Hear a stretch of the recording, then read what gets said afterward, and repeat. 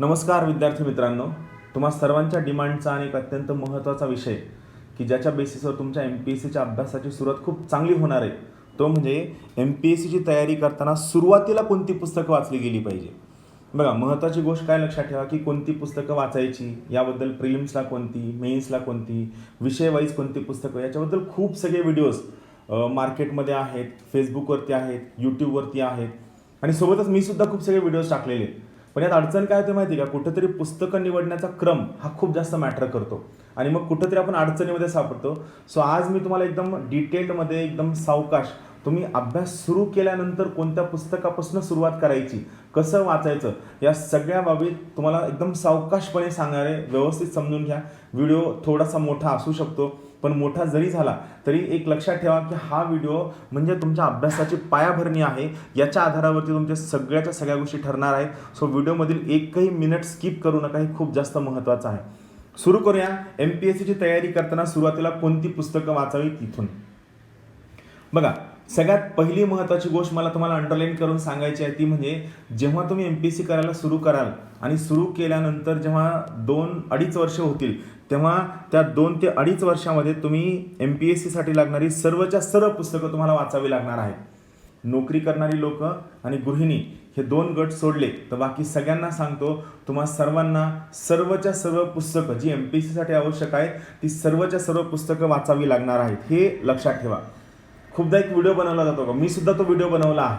कमीत कमी पुस्तकं वाचून MPSC कशी पास व्हायची, कमीत कमी पुस्तक वाचून फौजदार कसं व्हायचं. बघा, ते टायटल असतं, ते टायटल जरी वर लिहिलं तरी आतमध्ये जी पुस्तकांची यादी आहे ना, ती सगळीच्या सगळी पुस्तकांची यादी दिलेली आहे. बरोबर आहे. टायटल का द्यावं लागतं, ते टायटल तेवढं अट्रॅक्टिव्ह वाटल्याशिवाय तुम्ही यूट्यूबच्या व्हिडिओवर क्लिक करत नाही, तुम्ही तो व्हिडिओ पाहत नाही, त्यामुळे ते टायटल द्यावं लागतं. सो लक्षात ठेवा, कमीत कमी पुस्तकं वाचून कुणीही स्पर्धा परीक्षा पास होऊ शकत नाही. हां, काही लोकांचा ग्रॅज्युएशनपर्यंतचा अभ्यास चांगला असतो, 12वीपर्यंतचा अभ्यास चांगला असतो, त्यामुळे त्यांना काही गोष्टींचं नॉलेज, जसं की समजा सोशल स्टडीजमधलं नॉलेज असेल, हे चांगलं येत असतं. म्हणजे इतिहास, भूगोल, नागरिकशास्त्र जर ग्रॅज्युएशनला असेल तर हे चांगलं असतं, त्यामुळे ते काही पुस्तकं स्किप करू शकतात. किंवा काही लोकांचं सायन्स हे बॅकग्राऊंड असतं, तर सायन्स हे बॅकग्राऊंड असल्यामुळं त्यांना सायन्सची पुस्तकं ऑलरेडी चांगलं येत असतं, त्यामुळे ते सायन्सचे काही महत्त्वाचे पुस्तकं स्किप करू शकतात.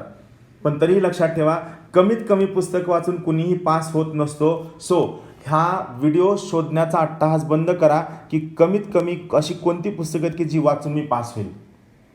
MPSC करणाऱ्या प्रत्येकाला सर्वच्या सर्व पुस्तकं वाचावी लागणार आहेत. मी पुस्तकांची लिस्ट तुम्हाला समोर देणार आहे. अगोदर त्या पुस्तकांपर्यंत कसं पोचायचं, कसं वाचायचं, याबद्दल आपण तयारी करूया आणि सोबतच तुमच्या मनामध्ये असणारे वेगवेगळे गैरसमज आपण काढून टाकण्याचा प्रयत्न करूया. सगळी पुस्तकं वाचावी लागतात हे मला मान्य आहे. मग सगळ्यात महत्त्वाची गोष्ट काय की पुस्तकं वाचण्याचा आपला क्रम खूप जास्त महत्त्वाचा आहे. आता क्रम का महत्त्वाचा मी तुम्हाला सांगतो. फॉर एक्झाम्पल, मी सायन्स बॅकग्राऊंडचा आहे. मी फेसबुकवर गेलो. फेसबुकवर महेश शिंदे नावाचा एक व्यक्ती आहे, त्याचं कोचिंग क्लास आहे आणि त्यानं काय केलं, पुस्तकांची यादी दिली आहे. बरोबर आहे. आणि त्या यादीमध्ये त्यानं सांगितलं की तुम्ही काय करा, इतिहास चांगला करा, तुम्ही काय करा, ग्रोअर बेल्लेकर वाचायला घ्या. मग मी गेलो, ग्रोअर बेल्लेकर पुस्तक विकत घेतलं. हे भलं मोठी साईज, एवढी मोठी ग्रोअर बेल्लेकरची साईज. मी पहिल्या पानापासून वाचायला सुरू केलं. पहिले 50 पानं मी वाचले आणि पहिले 50 पानं वाचताना मला कळलं की आपल्याला काहीच लक्षात राहत नाही, आपल्याला काही येत पण नाही. बघा, आलं लक्षात. मी ग्रोअर बेल्लेकर वाचायला घेतलं का, महेश शिंदे सरांनी सांगितलंय म्हणून. आणि पहिल्या 50 पानं वाचले, त्यात लढाया दिल्यात, नावं दिलेत, एवढी भरमसाठ नावं आहेत की फुल कन्फ्युजन. आणि मग मला वाटलं, बाबा MPSC काय आपल्या हातचा खेळ नाही, MPSCला रामराम ठोकू आणि आपण निघून जाऊ. आलं लक्षात क्रम कुठं चुकतो, आलं लक्षात. याच्याऐवजी जर समजा मी ग्रोअर बेल्लेकर एक एक्झाम्पल सांगतो. ग्रोअर बेल्लेकर हे स्पर्धा परीक्षेमधलं एक अत्यंत महत्त्वाचं पुस्तक आहे, जे कसं वाचावं याच्याबद्दल मी इन डिटेलमध्ये एक व्हिडिओ घेतलेला आहे, आपल्या यूट्यूब चॅनलवरती आहे. तुम्ही जर जाल तर ग्रोअर बेल्लेकर पुस्तक कसं वाचावं याच्यावर एक सुंदर असा व्हिडिओ मी बनवलेला आहे. तो कसं वाचावं याबद्दल मी सांगितलं. मी फक्त एक एक्झाम्पल सांगतोय. सो महत्त्वाचं काय की क्रम महत्त्वाचा आहे. ग्रोअर बेल्लेकरमधलं त्या टेक्निकॅलिटीज कळण्यासाठी जर तुम्ही अगोदर आधुनिक भारताच्या इतिहासावरचे काही टेक्निकल स्टेट बोर्डची पुस्तकं वाचली, बरोबर आहे, ज्यामधनं काय होईल, तुमच्या मनामध्ये आधुनिक भारताचा इतिहास काय आहे याच्याबद्दल एक पिक्चर तयार होईल की आधुनिक भारताचा इतिहास असा आहे. आता जेव्हा हे पिक्चर तयार होईल ना, हे पिक्चर तयार झाल्यानंतर मग तुम्ही त्याच्यामधले बारकावे, त्याच्यामधल्या लढाया, त्याच्यामधले युद्ध, महत्त्वाचे व्यक्ती, व्हॉइस रॉय, महत्त्वाचे करार, हे तुम्ही हळूहळू आतमध्ये टाकू शकता. समजा तुम्हाला कोणीतरी ॲड्रेस विचारला आणि मी तुम्हाला सांगितलं की त्या तिथं गेलात की अरिहंत स्टोअर नावाचं एक दुकान आहे, तिथं जा. तुम्ही म्हणा सर अरिहंत स्टोअर 10 आहेत. त्याच्याऐवजी मी तुम्हाला सांगितलं शनिवार वाड्याच्या मागची बाजू. आलं लक्षात? बघा, शनिवार वाडा फेमस आहे, अरिहंत दुकान फेमस जरी नसलं तरी शनिवार वाडा फेमस आहे. म्हणजे काय होतं की तुम्हाला शनिवार वाडा सगळी लोक सांगतील, अरिहंत कुणी सांगणार नाही. सेम गोष्ट जेव्हा तुम्ही स्टेट बोर्ड पुस्तकं वाचाल त्यावेळेस तुम्हाला इतिहासाचा एक आवाका कळेल आणि हा आवाका कळल्यानंतर मग त्याच्यामधल्या बारीक सारीक गोष्टी तुम्ही आतमध्ये भरू शकता. आणि यामुळं सगळ्यात महत्त्वाची गोष्ट, पुस्तकं वाचण्याचा क्रम सगळ्यात जास्त महत्त्वाचा आहे. UPSCची तयारी करत असताना माझं जॉग्राफी ऑप्शन होतं. मला खूप सगळ्या लोकांनी सांगितलं की बाबा रे तू सगळ्यात अगोदर काय कर, G.C. लिऑंग नावाचं पुस्तक वाच. G.C. लिऑंग तुम्हाला माहीत असेल, खूप फेमस पुस्तक आहे. पण आपला अट्टहास होता का, आपल्याला पहिल्याच अटेम्प्टमध्ये भारतात पहिलं यायचं होतं. जास्त डोक्यात चुकीचा गैरसमज, चुकीचा पण आणि गैरसमज पण. मी म्हणलं नाही, मी G.C. लिऑंग वाचणारच नाही. मी काय करणार, मी सरळ सविंदर सिंग घेतलं. तुम्ही जर UPSC करणारा तुमचा कोणी मित्र असेल त्याला विचारा. मी सरळ सविंदर सिंग वाचायला घेतलं आणि सविंदर सिंग वाचायला मला महिने लागले 4. बरोबर आहे. आता मला सांगा, एकाच पुस्तकात जर माझे 4 महिने गेले, मला कॉन्फिडन्स येईल का माझा कॉन्फिडन्स कमी होईल? ऑब्व्हियसली कमी होईल ना. प्रशांत वडनेरे सर ज्यांनी मला जॉग्राफी शिकवलं ज्ञान प्रबोधिनी शिकताना, त्यांनी सांगितलं की ह्या सविंदर सिंगमधले हार्डली 100 ते 125 पानं कामाचे. आलं लक्षात क्रम कुठं चुकला? जर मी अगोदर G.C. लिऑंग पुस्तक वाचलं असतं तर माझे 4 महिने गेले नसते. सोबत काय महत्त्वाचं वाचायचं हे मला कळलं असतं व जे महत्त्वाचं वाचायचं जे मला कळते त्याच्यावर माझ्या 2-3 रिव्हिजन पडल्या असत्या. सो सगळ्यात महत्त्वाची गोष्ट, स्पर्धा परीक्षेची तयारी करताना कोणती पुस्तकं वाचायची हा क्रम सगळ्यात जास्त महत्त्वाचा आहे. मी प्रत्येक वाक्याच्या पाठीमागचं कारण तुम्हाला समजावून सांगतोय. हे कारण जर चांगलं कळलं तर लक्षात ठेवा, तुम्हाला 1.5 ते 2 वर्षात खूप सहज पोस्ट मिळेल. जर कारण कळलं नाही तर तुम्ही 85 किंवा तुम्ही 7-8 वर्ष जरी अभ्यास केला तरीही तुमचा पास होण्याची गॅरंटी खूप कमी आहे. आता सगळ्यात महत्त्वाची गोष्ट, पुस्तकं वाचण्याचा क्रम जर व्यवस्थित ठेवला त्याचा फायदा काय होतो, तर अभ्यासात इंटरेस्ट निर्माण होतो. मला सांगा, एकच पुस्तक मी 4 महिने वाचतोय, पुस्तक संपत नाही. मला सांगा, जर पुस्तक संपलं नाही मला इंटरेस्ट येईल का? आपल्याला एखादं काम करायला इंटरेस्ट केव्हा येतो, जेव्हा ते काम संपतंय किंवा त्या कामामध्ये रिझल्ट दिसायला सुरू होतो तेव्हा आपल्याला इंटरेस्ट येतो. जर मला वाचायचं पुस्तकच संपत नसेल तर ऑब्व्हियस गोष्ट आहे की मला इंटरेस्टच येणार नाही. आणि जर मला इंटरेस्ट आला नाही तर गोष्टी माझ्या लक्षात राहणार नाहीत. सो क्रम महत्त्वाचा यामुळं आहे की त्यामुळं आपला अभ्यासामधला इंटरेस्ट निर्माण होतो आणि जिथं इंटरेस्ट असतं त्या ठिकाणी आपलं कॉन्सन्ट्रेशन वाढतं. बघा ना, आवडीचा पिक्चर म्हणजे काय, इंटरेस्ट. मग त्या आवडीच्या पिक्चरमध्ये सगळे डायलॉग लक्षात राहतात, बरोबर आहे. आणि न आवडता पिक्चर त्यातला एकतरी डायलॉग लक्षात राहतो का? नाही राहत. का? ब्रेनचं पण सेम आहे. जी गोष्ट आपण इंटरेस्टनं करतो त्या ठिकाणी कॉन्सन्ट्रेशन चांगलं असतं, त्या ठिकाणी गोष्टी चांगल्या लक्षात राहतात. ज्या ठिकाणी इंटरेस्ट निर्माण होत नाही त्या ठिकाणी कॉन्सन्ट्रेशन चांगलं होत नाही आणि आपल्याला फायदा होत नाही, आपला रिझल्ट चांगला येत नाही. सो लक्षात ठेवा, क्रमानं वाचण्याचा फायदा आहे की इंटरेस्ट निर्माण होतो, कॉन्सन्ट्रेशन वाढतं, जास्त माहिती ग्रास्प होते. हा सगळ्यात मोठा फायदा आहे. आता पुढचा एक खूप महत्त्वाचा प्रश्न आहे जो खूप ठिकाणी खूप सगळी लोक विचारतात, त्यांना उत्तर देऊन सुद्धा विचारतात. मी मागे एक व्हिडिओ घेतलाय पहा, अभ्यासाची सुरुवात कशी करावी. त्या व्हिडिओमध्ये मी सांगितलं की दिवसात 2 पुस्तकं वाचा. तरी लोक खाली कमेंटमध्ये विचारतात की सर पुस्तकं दिवसात 2 वाचायचे की 3 वाचायचे. म्हणजे व्हिडिओ पाहायचा नाहीये, लोकांना कष्ट घ्यायचं नाहीये, फक्त लोकांना काय ना त्या ठिकाणी तोच प्रश्न पुन्हा 100 वेळेस विचारायचा आहे.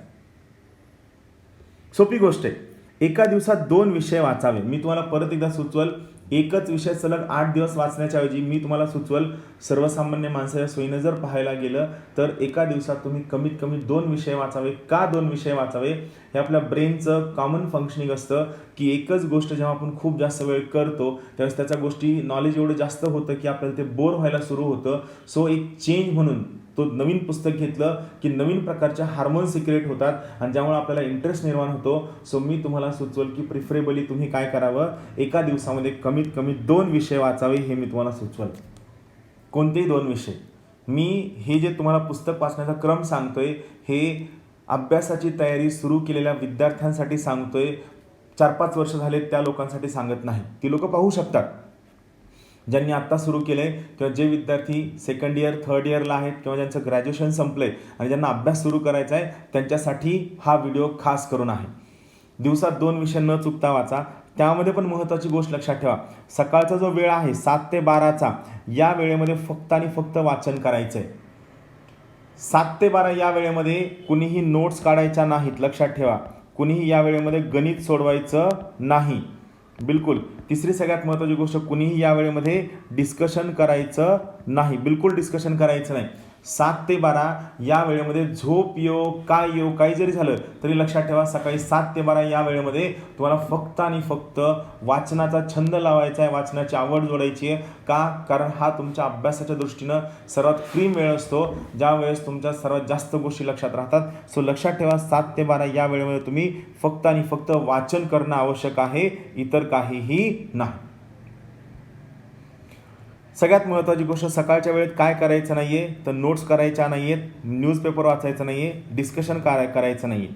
मग 7 ते 12 जर तुम्हाला सुरुवातीला कॉन्सन्ट्रेशन खूप चांगलं करायचं असेल तर मी तुम्हाला सुचवल की सकाळी एक विषयाचं वाचन केल्यानंतर संध्याकाळी म्हणजे कोणत्या वेळेत, संध्याकाळी 6 ते 8, 5:30ला तुम्ही चहा प्यायला जाल, त्यानंतर 6 ते 8 हा जो दुसरा स्लॉट आहे, या दुसऱ्या स्लॉटमध्ये तुम्ही दुसरा विषय वाचायला घ्यावा.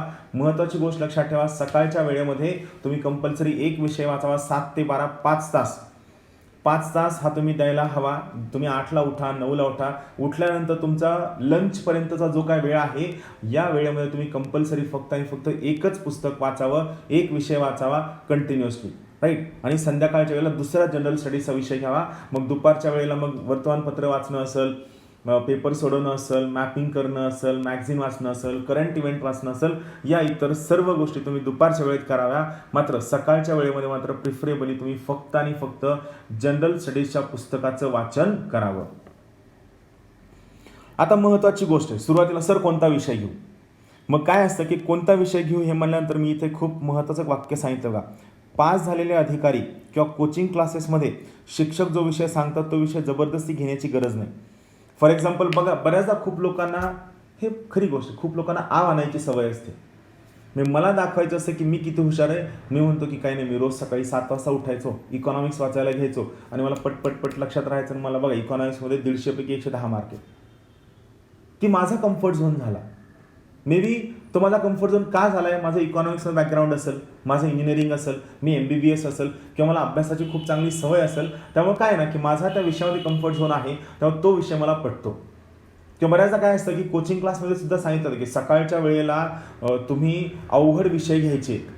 मला सांगा, सकाळच्या वेळेला अभ्यासाची सुरुवात केली आहे, 1-2 महिनेच झालेत अभ्यासाला सुरुवात करून, आणि सकाळच्या वेळेला अवघड विषय घेतला. मला सांगा, सकाळी तुम्हाला उठल्या कोणीतरी कडू कारल्याची भाजी नाश्त्याला आणली, दिवसानंतर दुसरं काही खावं वाटेल का? रामदेव बाबाचे भक्त सोडलं तर, बरोबर. माझ्यासारखे आम आदमी कडू कारल्याची भाजी सकाळी दिली चालेल का? दिवसभर नाही चालणार ना. का नाही चालणार? कारण त्यामागचं सगळ्यात मेन कारण हे आहे की तुम्हाला दिवसभर काम करण्यासाठी, अभ्यासासाठी जर ऊर्जा हवी असेल तर त्या ऊर्जेसाठी तुम्हाला तुमच्या मनाला आणि तुमच्या ब्रेनला खुश करावं लागेल. आणि मनाला आणि ब्रेनला जर खुश करायचं असेल तर त्यांच्या आवडीचं काम करावं लागेल. आणि त्यांच्या आवडीचं काम म्हणजे तुम्हाला ज्या विषयामध्ये इंटरेस्ट येतो तो विषय वाचायला घ्यायचा. मग तुम्ही म्हणाल सर मला न्यूजपेपर वाचायला इंटरेस्ट होतो, मी न्यूजपेपर वाचू का?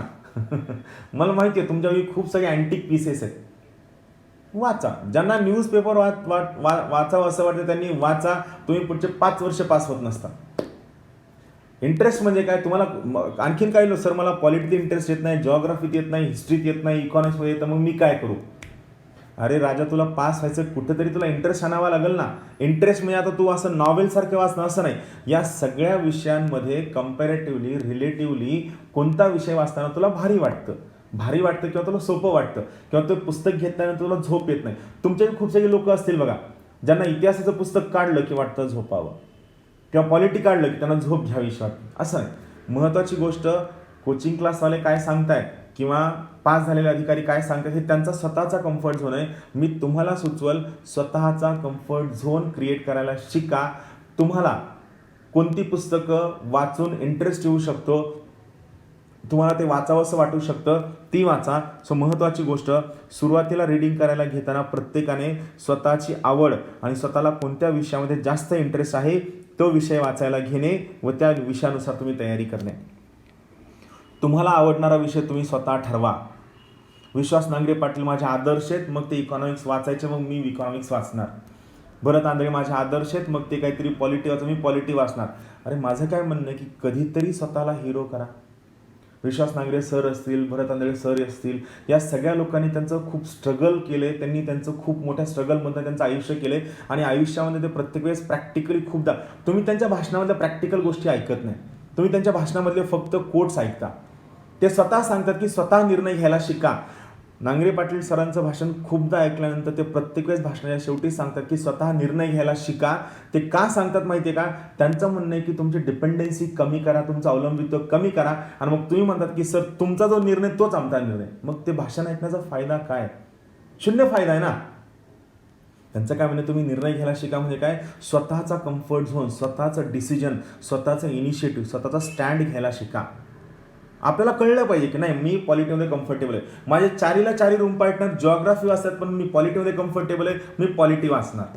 अरे माझा आज इंटरेस्ट झाला, आज तुम्ही म्हणताय पिक्चरवर, मला असं भारी वाटतंय, मी पॉलिटी मला पटपट कळायला लागले, चला मी आज सकाळपासून संध्याकाळपर्यंत पॉलिटी वाचणार. असा अभ्यास करावा की माणसाला तहान भूक लागू नये. नाही आज अभ्यासाचा मूडच होत नाही, मी आज उठणार नाही, मी 10 वाजता उठणार आहे, 12 वाजेपर्यंत आवरणार आहे आणि त्यानंतर 12 वाजता जे मी निघणार आहे ते मी संध्याकाळी 6-7 वाजता मस्त फिरून येणार आहे. घरच्यांना सांगून ठेवायचं मी मित्रांचे फोन उचलणार नाही, फक्त तुमचे फोन उचलणार आहे, फोन सायलेंट मोडवर टाकतोय, मस्त निवांत जवळपास कुठेतरी मित्राला सांगून ठेवायचं, जायचं, शांत बसायचं. अभ्यास करा वाटत नाही, नका अभ्यास करू. स्वतः डिसिजन घ्यायला शिका. जर स्वतः डिसिजन घेतलं नाहीत ना तर तुम्ही डेप्युटी कलेक्टर काय महाराष्ट्रात पहिले जरी आलात ना तरी तुमच्या पहिलं येण्याला काहीही अर्थ नाही.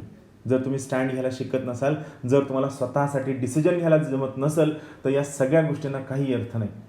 पुस्तकांच्या बाबतीत सांगतो, सुरुवातीला तुम्हाला ज्यामध्ये आवड आहे स्वतःची आवड स्वतः ठरवायला शिका. बाकीचे लोक काय सांगतात यावरनं स्वतःची आवड ठरवू नका. ठीक आहे, निर्णय घेताना 1 महिना 2 महिने 6 वर्ष लागू द्या, वर्षभर निर्णय चुकू द्या, वर्षभर. पण वर्षाच्या शेवटी जे तुमचे स्वतःचे निर्णय असतील ना ते सगळ्यात भारी असतील.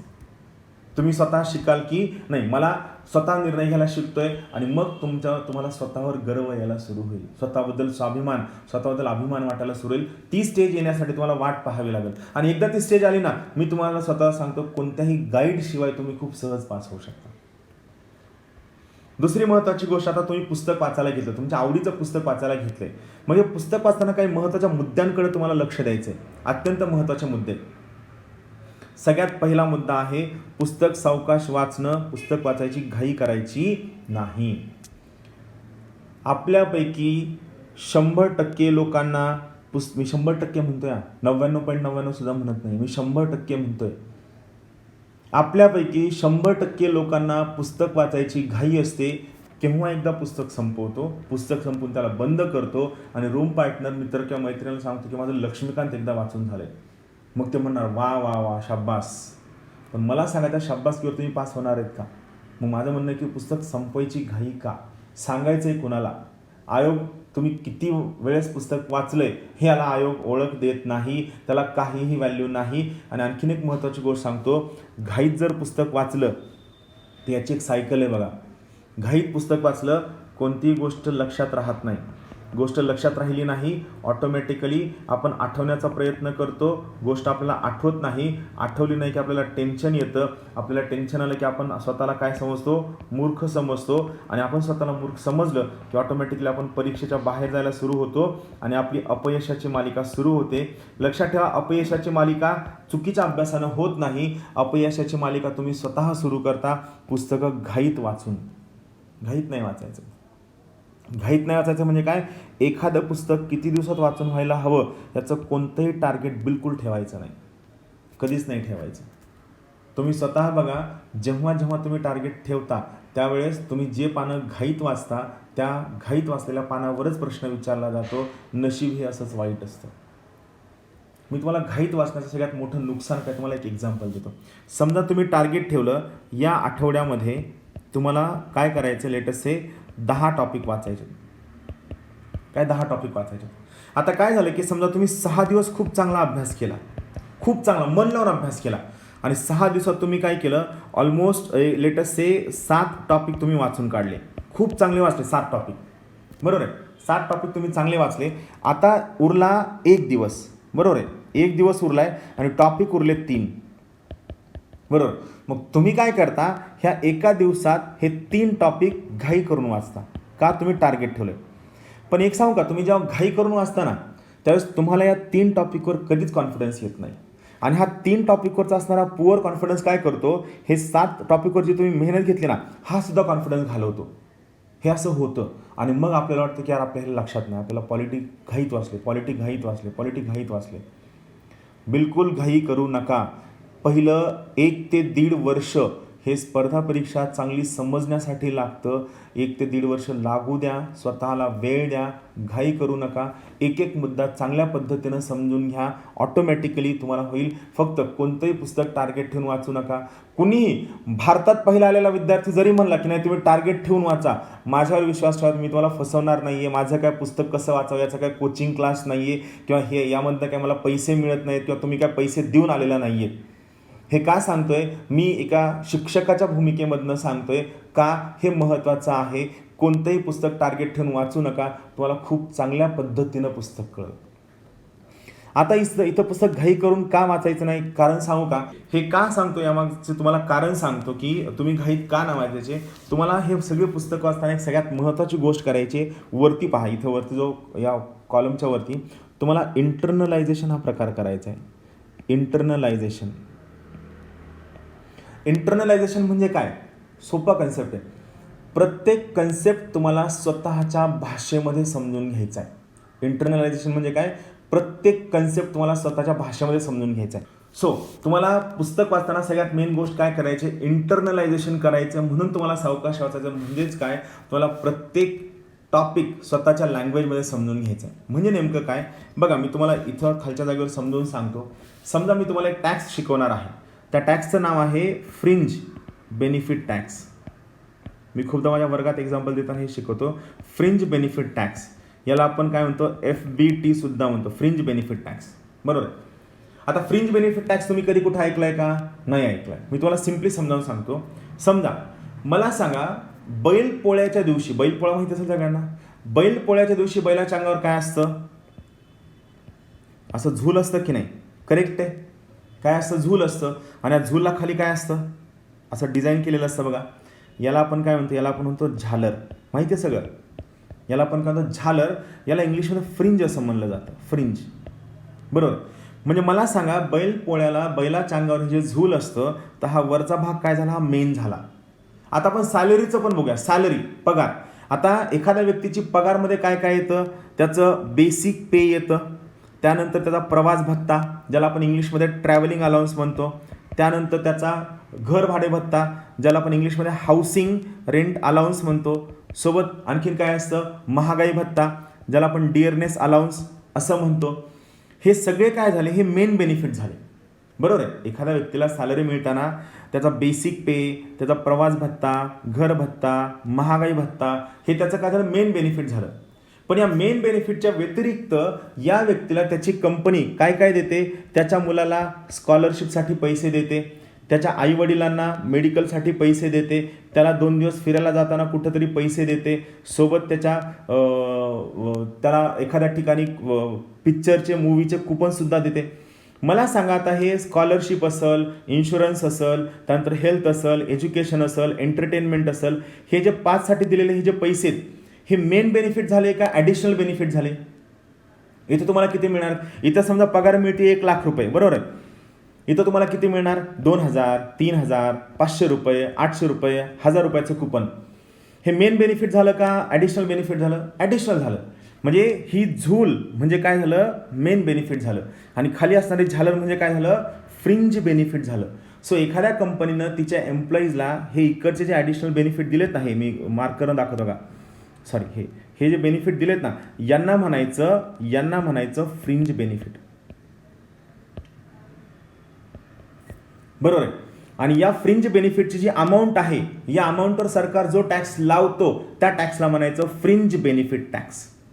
मला सांगा, हा कन्सेप्ट तुम्हाला शिकून सांगायला मला वेळ लागला 1.5 मिनिट, 1.5 ते 2 मिनिट. पण मला सांगा, हा मी तुम्हाला तुमच्या भाषेमध्ये सांगितला की नाही, बरोबर आहे की नाही. सो याला म्हणायचं इंटरनलायझेशन. लक्षात ठेवा, प्रत्येक गोष्ट जोपर्यंत तुम्ही तुमच्या स्वतःच्या भाषेमध्ये शिकत नाही, तुम्ही इकॉनॉमिक्सची बॅच ज्यावेळेस जॉईन व्हाल त्यावेळेस तुम्हाला सगळं मी तुम्हाला स्वतःच्या तुमच्या भाषेमध्ये शिकवणार आहे. फक्त लक्षात ठेवा, जोपर्यंत तुम्ही प्रत्येक कन्सेप्ट हा तुमच्या स्वतःच्या भाषेमध्ये शिकत नाहीत, म्हणजेच इंटरनलायझेशन करत नाहीत, तोपर्यंत तुम्हाला गोष्टी कळणार नाहीत. आणि सगळ्यात महत्त्वाची गोष्ट, हे जे इंटरनलायझेशन जर करायचं असेल तर यासाठी तुम्हाला पुस्तकं हळू वाचावे लागतील, सावकाश वाचावे लागतील. ही सगळ्यात महत्त्वाची गोष्ट. आता आपण या पेजवरती होतो. टार्गेट ठेवू नका, पुस्तक किती दिवसात वाचून व्हायला व्हायचं, कोणते टार्गेट ठेवायची गरज नाही. आता आपण नेक्स्ट पेजवर जाऊया. सगळ्यात महत्त्वाची गोष्ट, आता तुम्हाला वाचताना अंडरलाईन करायचं असतं. पुस्तक नवीन असतं, तुम्ही नवीन पुस्तक वाचायला घेतले, सो तुम्हाला सगळंच महत्त्वाचं वाटतं. प्रत्येक पानावर म्हणजे मी लोकांना ऑब्झर्व केलं की इंट्रोडक्शनमध्ये भारतामध्ये शेती हा प्रमुख व्यवसाय आहे, भारतीय अर्थव्यवस्थेमध्ये शेतीचं योगदान अनन्यसाधारण आहे, भारतातील एवढे टक्के लोक ही शेतीवर अवलंबून आहेत व भारत हा शेतीप्रधान देश आहे. या ओळींना सुद्धा लोक अंडरलाईन करतात. मला सांगा, दिसत नाही का तुम्हाला रोजचं रोज? बरोबर आहे नाही? भारताच्या शेतीमध्ये रस्त्यांचं महत्त्व खूप जास्त आहे. अरे याला सुद्धा लोक अंडरलाईन करतात. लोक का अंडरलाईन करतात? कारण त्यांना वाचण्यापेक्षा अंडरलाईन केलेलं भारी वाटतं, पुस्तक लाल काळं पिवळं केलेलं भारी वाटतं. बिलकुल नाही. मी तुम्हाला सांगितलं अभ्यासाची सुरुवात कशी करायची, त्यात मी तुम्हाला सांगितलं सिलेबस आणि मागील सगळ्या प्रश्नपत्रिका चांगल्या बघून घ्यायच्या. आता त्याच्या पुढचा महत्त्वाचा मुद्दा सांगतो, सगळ्यात महत्त्वाचा मुद्दा. अंडरलाईन करताना कोणत्याही पानावर 10% जास्त अंडरलाईन होता कामा नये. सगळ्यात महत्त्वाची गोष्ट, अंडरलाईन करताना कोणत्याही पेजवरती 10% जास्त अंडरलाईन होता कामा नये. सगळ्यात महत्त्वाची गोष्ट, सुरुवातीला आपल्याला प्रत्येकच मुद्दा महत्त्वाचा वाटत असतो कारण आपण पुस्तक पहिल्यांदा वाचतोय, पण 10% अंडरलाईनचा मुद्दा लक्षात ठेवा. 10% जास्त ओळी तुम्ही अंडरलाईन करता, याचा अर्थ काय? तुमचा फोकस चुकीचा आहे. तुम्ही फक्त क्लरिकल काम करता, तुम्ही अभ्यास करत नाहीत. सो मॅक्सिमम फक्त 10% ओळी अंडरलाईन झाल्या पाहिजे. यामुळं पहिल्या रिडिंगला जर काय अंडरलाईन करताना जास्त ओळी होत असतील, थोडा ब्रेक घ्यायचा. खूप महत्त्वाचं वाटतं तेवढंच अंडरलाईन करायचं. लक्षात ठेवा, जर पास व्हायचं असेल तर फक्त आणि फक्त 10%च अंडरलाईन झालं पाहिजे, यापेक्षा जास्त अंडरलाईन होता कामा नाही. महत्त्वाची गोष्ट, नोट्स काढण्याच्या भानगडीत पडू नका. नोट्स कशा काढायच्या, केव्हा काढायच्या, याबद्दल मी डिटेलमध्ये एक लेक्चर घेणार आहे. महत्त्वाची गोष्ट, सध्या नोट्स काढण्याच्या बिलकुल भानगडीमध्ये पडू नका. जेव्हा एखाद्या पुस्तकाच्या तुमच्या 3 ते 4 चांगल्या रिडिंग झालेल्या असतील व त्या विषयावरील तुमचे बऱ्यापैकी MCQचे प्रश्न वाचून झाले असतील, त्यानंतर तुम्ही नोट्स काढा. नोट्स का काढायच्या नाही यामागचं पण एक छोटंसं कारण आहे, मी सांगूनच देतो. परत वाट बघत बसा, त्याच्यावर मी लेक्चर घेईल. नोट्स का नाही का? तुम्ही बघा काय करता, तुम्ही हे जे पुस्तक आहे या पुस्तकाच्या तुम्ही अख्ख्या नोट्स काढता. या नोट्स तुम्ही काढता एका रजिस्टरमध्ये, बरोबर, अख्खं भरून रजिस्टर नोट्स खाता. मग हे झालं की तुम्ही या रजिस्टरची काय करता, एक छोटी डायरी करता. बघा तुम्ही लक्षात घ्या. मग या डायरीचं तुम्ही काय करता, पेजेस घेता, हे पेजेस तुमच्या बेडच्या बाजूला चिटकवता आणि हे पुस्तक आहे, पुस्तकामध्ये तुम्ही अंडरलाईन केलं आहे, याच्या एक रजिस्टरभर नोट्स काढल्या, त्याची एक डायरी काढली, याचे पेजेस काढलेत आणि हे सगळं होऊनही तुम्हाला स्वतःवर कॉन्फिडन्स नसतो, तुम्ही परत पुस्तक वाचता. मग मला सांगा, जर तुम्ही परत पुस्तक वाचणार असाल तर नोट्स काढायच्या का? मग सर लास्ट मोमेंटला रिव्हिजन काय करायचं? अरे रिव्हिजन करण्यासाठी काय नाही, छोटी डायरी करायची असते. कशी करायची मी शिकवल, पण ते रिव्हिजन खूप कमी गोष्टींचं करायचं असतं, अख्ख्या पुस्तकाचं रिव्हिजन करायचं नसतं. तुम्ही स्वतः बघा, तयारी करणारे खूप सगळे लोक ज्यांचं मागच्या 1.5 ते 2 वर्ष ज्यांनी तयारी केली आहे, त्यांचा अर्ध्यापेक्षा जास्त वेळ नोट्स काढण्यात गेला. बिलकुल नोट्स काढणं is purely a futile, unnecessary, infertile exercise. जोपर्यंत तुमच्या 3 ते 4 चांगल्या रिडिंग झालेल्या नाहीत आणि तुमचे त्यावरचे MCQ वाचून झालेले नाहीत, तोपर्यंत नोट्स काढू नका. माझं म्हणणं आहे, जेव्हा तुमच्या 3 ते 4 चांगल्या रिडिंग झाल्या असतील आणि त्याच्यावरचे MCQ तुमच्याकडनं 2 ते 3 वेळेस वाचून झालेले असतील, त्यावेळेस तुम्हाला जवळपास 80% गोष्टी तुम्हाला बाय हार्ट म्हणजे ऑटोमॅटिकली पाठ झालेल्या असतील. मग ज्या उरलेल्या 20% गोष्टी आहेत, फक्त त्या उरलेल्या 20% गोष्टींसाठी नोट्स काढायच्या, बाकी कशासाठीही नोट्स काढायच्या नाही. सो परत एकदा सांगतो, विनाकारण नोट्स काढायच्या नाही. नोट्स कशा काढायच्या याचा माझा जोपर्यंत व्हिडिओ येत नाही तोपर्यंत नोट्स कशा काढायच्या प्रश्न विचारू नका. मी लवकरात लवकर 2 ते 3 दिवसांमध्ये नोट्स कशा काढायच्या यावरती व्हिडिओ टाकल. UPSCच्या नोट्स वेगळ्या असतात, MPSCच्या नोट्स वेगळ्या असतात, त्यावर मी एक सेपरेट व्हिडिओ बनवल. फक्त सध्या कसल्याही नोट्स काढायच्या नाही. पुस्तक वाचताना विनाकारण आठवण्याचा प्रयत्न करू नका. आपण काय रजनीकांत नाही आहेत, वाचलं की लगेच लक्षात राहील, कुणीही नाही. सायन्स काय म्हणतं, सायंटिफिक, समजा मी आत्ता एखादी गोष्ट वाचली आहे एखादं पानं समजा मी 20-25 पानं वाचलेत, तर 24 तासांच्या शेवटी हे जे मी वाचलंय यापैकी 90% गोष्टी मी विसरायला हवं. जर मी या 90% गोष्टी विसरल्या नाही तर माझ्या आजूबाजूला एवढ्या गोष्टी घडतात की या सगळ्या गोष्टी माझ्या इन्फॉर्मेशनचा बॉम्ब होईल, माझं ब्रेन फुटल. सो जगामधील 99% लोक आत्ता घडलेल्या गोष्टींपैकी 90% गोष्टी 24 तासांच्या आत विसरतात. ही फॅक्ट आहे. पण तुमची अडचण काय होते माहिती का? तुम्ही वाचून झालं किंवा चहाला जाता, चहाला आठवण्याचा प्रयत्न करता. बायस्फेअर रिझर्व्ह, नंदादेवी, त्यानंतर मानस, त्यानंतर दिब्रू सैखवा, 3च आठवतात, 9 आठवतात. म्हणजे तो चहा आपण स्वतःच्या मनाच्या शांतीसाठी प्यायला जातो, तिथं आपण स्वतःला आठवण्याचा प्रयत्न करतो आणि मग सगळं टेन्शन वाटतं. मग वापस आलं की आपल्याला डाऊट येतो की आपलं टेन्शन वाढलं आहे का. मग टेन्शन वाढलं की ऑटोमॅटिकली थोडंसं स्ट्रेस वाढतो, BP वाढतो, हाताला थोडाफार घाम यायला सुरू होतो. मग आपल्याला वाटतं की आपल्यात काहीतरी फॉल्ट झाला आहे. लक्षात ठेवा, प्रत्येकजण आत्ता वाचलेल्या गोष्टीपैकी 90% गोष्टी 24 तासांच्या आत विसरत असतो. आठवण्याचा प्रयत्न करू नका. मला सांगा, तुम्हाला ABCD आता वाचायची गरज पडते का? नाही पडत. तुम्हाला जानेवारी फेब्रुवारी हे जे 12 महिने आहेत, हे 12 महिने वाचायची गरज पडते का? नाही पडत. का नाही पडत? कारण ABCDचे जे 26 अल्फाबेट्स आहेत आणि ते जे 12 महिने आहेत, हे 12 महिने तुमच्या नजरेसमोरनं 1000 वेळेस गेलेत आणि तेव्हा ते ऑटोमॅटिकली पाठ झालेत. That is called as science of revision. तुम्ही जेव्हा एखादी गोष्ट तुमच्या नजरेखालनं 50 वेळ जाऊ द्याल ना, तेव्हा ऑटोमॅटिकली ती गोष्ट लक्षात राहील. त्यासाठी तुम्हाला विनाकारण आठवत बसण्याचा प्रयत्न करायचा नाहीये. सो मी तुम्हाला परत एकदा सुचवल, विनाकारण पुस्तक वाचताना आठवण्याचा प्रयत्न करू नका. ही सगळ्यात चुकीची गोष्ट आहे. रिव्हिजन कसं करायचं यावर मी एक सेपरेट लेक्चर घेईल मित्रांनो. ते रिव्हिजन सायंटिफिकली असायला हवं. ते रिव्हिजन मनाला कम्फर्टेबल करणारं असावं. ते रिव्हिजन स्वतःला खुश करणारं असावं. चुकीच्या पद्धतीचं रिव्हिजन करू नका. फक्त तुम्ही जेवढं स्वतःला सेल्फ टेस्ट कराल तेवढा तुमचा आत्मविश्वास कमी होईल, तुमचा इंटरेस्ट कमी होईल, तुम्ही स्पर्धा परीक्षेच्या फील्डच्या बाहेर जाल. सो मी परत एकदा सुचवल, आठवण्याचा प्रयत्न करू नका, सेल्फ टेस्टिंग करू नका. कोणत्याही पुस्तकावर चांगली कमांड येण्यासाठी तुम्हाला त्या पुस्तकाला जवळपास 3 ते 4 महिने वेळ हा द्यावा लागेल. जर तुम्ही 3 ते 4 महिने वेळ न देता जर तुम्ही म्हणत असाल की नाही सर मला आता सगळं चांगलं लक्षात राहिलंय, तर ते चुकीचं आहे. आणि जी लोक म्हणतात ना की मला यातलं सगळं येतं, ती मित्र तुमच्यासोबत खोटं बोलतात. त्यांनी अगोदर कुठंतरी कोचिंग केलेला असतो किंवा ती मुलं त्यांच्या ग्रॅज्युएशनच्या काळामध्ये अभ्यास करत असतात. फक्त तुम्हाला त्यांना दाखवायचं असतं की मी खूप कमी वेळात हा एक गट आहे बघा, ज्यांना कंटिन्यूअस दाखवायचं असतं की मी काहीच अभ्यास न करता मला सगळं लक्षात राहते. अशी लोक पास पण होत नाही. काय, स्वतःच्या कष्टाचा स्वतःला गर्व असावा, स्वतःला स्वाभिमान असावा, स्वतःला आनंद असावा. आणि माझं काय म्हणणं की हे का दाखवायचंय? आहेत ना तुमच्या आजूबाजूला खूप सगळे लोक आहेत ना जे काय दाखवतात, मी काहीच नाही वाचत तरी माझ्या लक्षात राहतं. असं कधीच होत नाही. असा लाखात एखादा मुलगा असतो की ज्याचं सगळं लक्षात राहतं. लाखात एखादा मुलगा, तर करोडोमध्ये एखादा मुलगा असतो ज्याचं सगळं लक्षात राहतं, बाकीच्यांचं लक्षात राहत नाही. आणि आपण त्या गटामध्ये सर्वसामान्य विद्यार्थी आहोत. आपल्याला सगळ्या गोष्टी हळूहळू शिकून समजून करायच्यात. त्यात जो आनंद आहे तो आनंद इतर कशातच नाही आहे. सो विनाकारण स्वतःला आठवण्याचा आणि टेस्ट करण्याचा प्रयत्न करू नका. स्वतःला वेळ द्या आणि त्याला जर आठवतंय इथून निघ म्हणायचं. काही लक्षात, विनाकारण शेजारच्याचा लोड घ्यायचा नाही. स्वतःला कधीही कोणासोबत कम्पेअर करायचं नाही.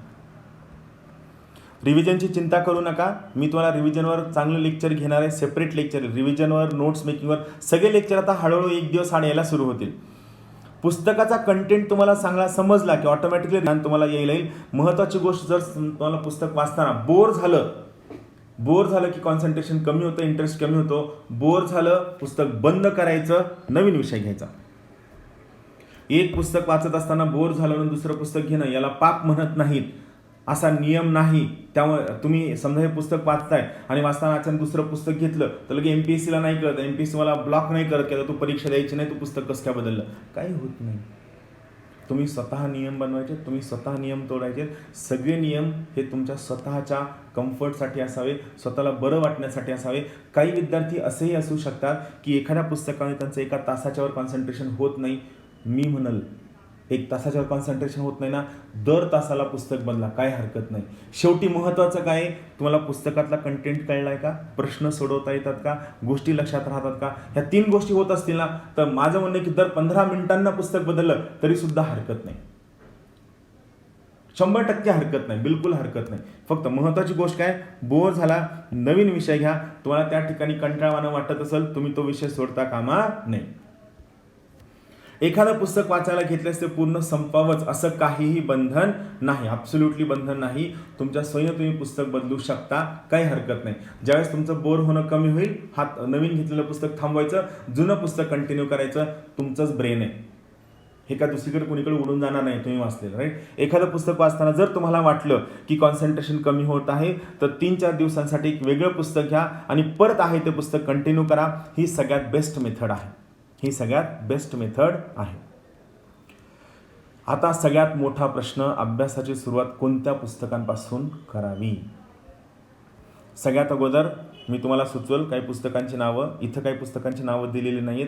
सो मी तुम्हाला सगळ्यात अगोदर सुचवल स्टेट बोर्डच्या पुस्तकांपासून सुरुवात करायची. कोणती पुस्तकं?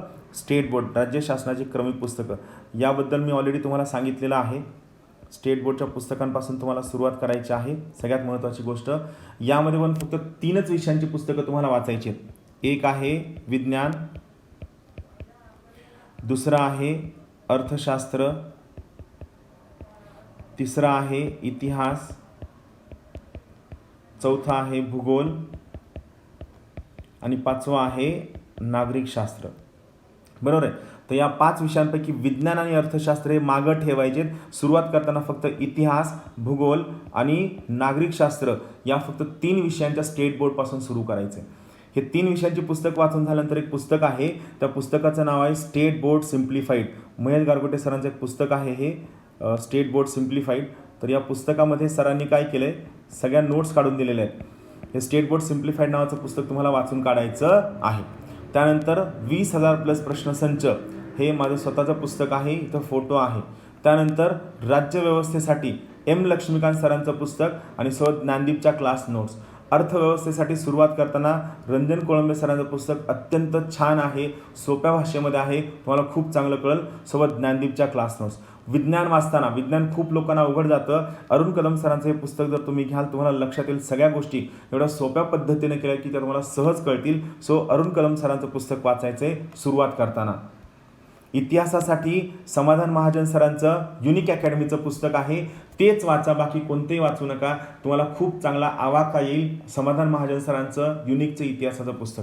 पर्यावरणासाठी 2 अत्यंत सुंदर पुस्तकं आहेत. एक आहे तुषार घोरपडे सरांचं पुस्तक, किंवा हे जर नको असेल तर अतुल कोटलवार सर आणि इंद्रजित यादव सर यांचं युनिक अकॅडमीचं पुस्तक आहे. दोन्हीपैकी जे पुस्तक तुम्ही मार्केटमध्ये जा, जे तुम्ही पाहाल, तुम्हाला जे चांगलं वाटेल, दोन्हीपैकी कोणतंही एक पुस्तक तुम्ही वाचून काढा. अतुल कोटलवार सर आणि इंद्रजित यादव सर यांचं सुद्धा युनिक अकॅडमीचं पुस्तक आहे. समाधान महाजन सरांचं सुद्धा युनिक अकॅडमीचं पुस्तक आहे, ते तुम्ही वाचून काढू शकता. भूगोलसाठी सुमन सोळंके सरांचं भाग 1 आणि भाग 2 हे दोन्ही पुस्तकं वाचून काढा. ज्ञानदीप प्रकाशनाचं हे पुस्तक आहे.